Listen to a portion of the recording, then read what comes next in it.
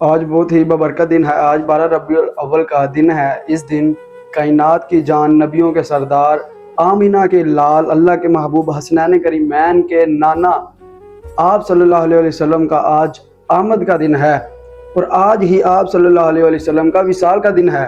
کچھ لوگ کہتے ہیں جی غم والے دن سوگ مناتے ہیں کہ آپ نہ کہ خوشی، آپ لوگ تو خوشی مناتے ہیں، اور ان کا جواب یہ ہے کہ سوگ تو وہ منائیں جن کا کوئی مر گیا ہو، ہمارا نبی تو زندہ ہے۔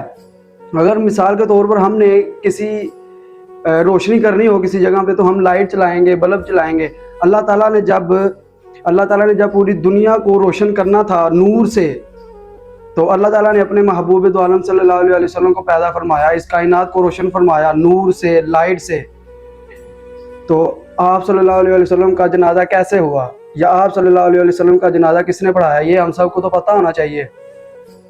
آپ صلی اللہ علیہ وسلم کا جنازہ کسی نے نہیں پڑھایا، بلکہ آپ صلی اللہ علیہ وسلم کا جنازہ اس طرح ہوا کہ آپ صلی اللہ علیہ وسلم کا جسم مبارک پڑا ہوا ہے، تو فرشتے اوپر سے آ رہے ہیں، وہ زیارت کر رہے ہیں، ساتھ میں درود شریف پڑھ رہے ہیں۔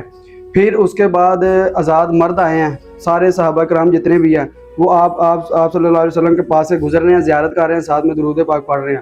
پھر اس کے بعد آتے ہیں عورتیں، آپ صلی اللہ علیہ وسلم کے پاس سے ساری گزرتی ہیں، درود شریف پڑھتی جاتی ہیں۔ تو اس کے بعد پھر بچے آتے ہیں، پھر غلام مرد آتے ہیں، اس طرح ہی سارے آپ صلی اللہ علیہ وسلم کے پاس سے گزرتے جاتے ہیں، درود شریف پڑھتے جاتے ہیں، آپ کی زیارت کرتے جاتے ہیں۔ یعنی کہ اس طرح ہی پھر تین دن کے بعد آپ کو دفنا دیا گیا۔ آپ صلی اللہ علیہ وسلم کا جنازہ نہیں ہوا، بلکہ آپ صلی اللہ علیہ وسلم کا جنازہ اس طرح ہوا تھا کہ آپ صلی اللہ علیہ وسلم کے میت کے پاس آتے اور آپ صلی اللہ علیہ وسلم پر آپ کی زیارت کرتے اور درود شریف پڑھتے جاتے۔